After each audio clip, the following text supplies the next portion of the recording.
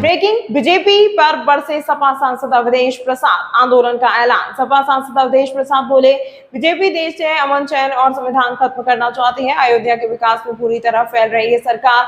26 अप्रैल से तहसील मिल्कीपुर से आंदोलन की शुरुआत। भूमि विवाद व विकास के मुद्दे होंगे आंदोलन का हिस्सा। जब तक जनता को न्याय नहीं मिलेगा, आंदोलन जारी रहेगा। सपा सांसद अवधेश प्रसाद। भारतीय जनता पार्टी और इनके संगठन के लोग और ये सरकार इस देश में अमन चैन भाईचारा बिगाड़ना चाहती है और संविधान को बदलना चाहती है। ये इसलिए है कि जनता की ज्वलंत जो समस्याएं हैं कानून व्यवस्था की है, बाबा साहब भीमराव अंबेडकर के संविधान की है और तमाम विकास की योजनाओं का है। आज हर क्षेत्र में जिस तरह से ये सरकार फेल हो गई है, ये हमारी सरकारी संस्थाएं जो हैं, बिजली है उसका निजीकरण करना चाहते हैं, रेल और हवाई अड्डे खरीद दिया है, तो तमाम सरकारी संस्थाओं को ये निजी हाथों में बेच करके उसके पीछे है कि जो आरक्षण है, आरक्षण कोई भीख नहीं है, ये संविधान में अधिकार है। आरक्षण के तहत नौकरी न देना पड़े इसलिए निजी हाथों में दे रहे हैं। और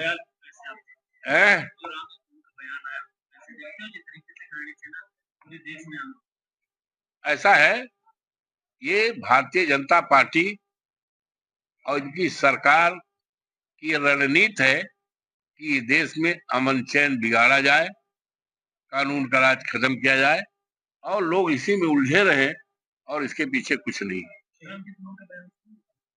अब तुम बताओ, आप बताओ, नहीं आप बताओ, क्या ये सही है कि उनके घर पर हमला किया जाए? उनके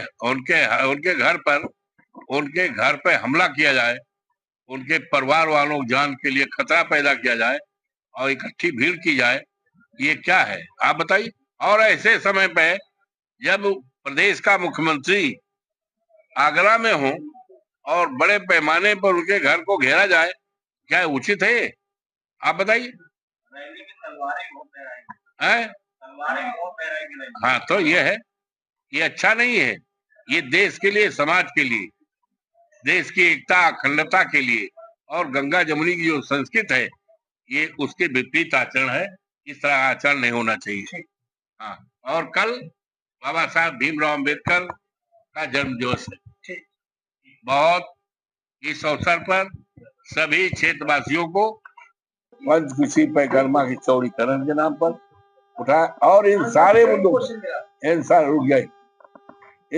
मुद्दों को मैंने लोकसभा के अंदर भी, ऐसा मत समझिएगा, मैंने लोकसभा के अंदर भी ये सारे मुद्दों को मैंने उठाने का काम किया। आज एक क्वेश्चन, जिस शहीद की बेटी का आपने ऑपरेशन किया था, आज उसी एसपीएम को वही सब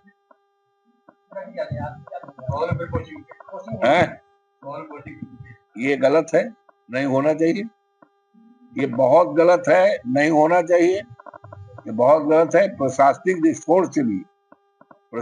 दृष्टिकोण से भी जो अधिकारी किसी कारण से हटाया गया हो, तो प्रशासनिक दृष्टिकोण से वहां पर रहने का कोई, अब पता नहीं यहाँ के जिलाधिकारी जी को कौन सा दबाव था, कौन सी परेशानी थी। खैर, इन सारी बातों को लेकर के हम कौन तारीख पड़ रही है जिस दिन हम धरना देंगे मिल्कीपुर में?